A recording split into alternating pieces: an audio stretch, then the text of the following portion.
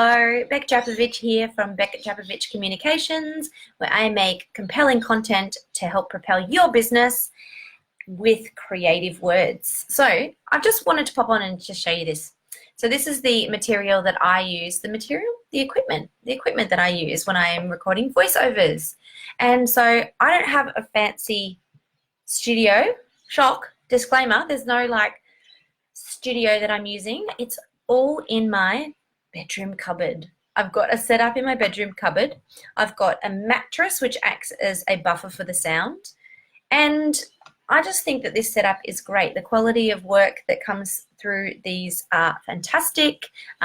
They've been used on radio stations. The work's been used on website explainer videos.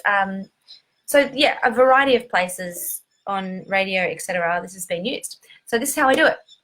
I have this little box. It's called an audio box, and I plug in my microphone cord into these ones here, and this is my microphone. So what here is called a Kaotica. What here is called, let's speak properly. This here is called a Kaotica eyeball. I got this online. It was about $200, I think it was.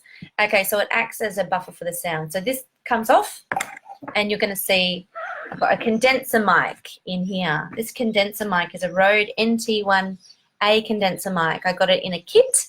The whole kit cost about $300, I think, when I first invested in it, and it's a great mic.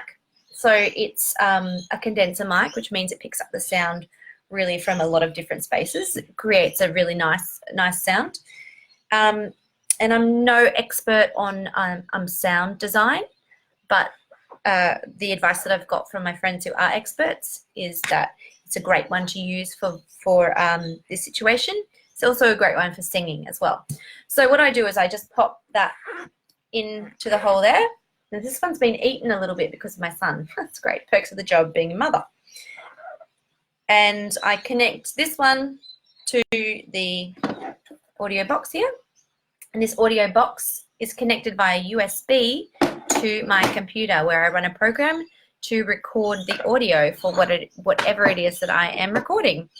So once that's done, I use a software program to edit it and then create a file that the client needs it in, and then upload that file via something like Hightail, and the job is done. So that's just my really simple setup for voiceovers and for singing recording that I have at home in my cupboard.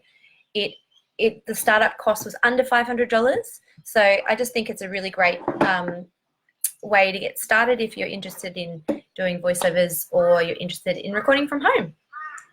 There you go. Got any questions? I'd love to help you out. Just put them in the comments below. Have a fantastic day. See ya.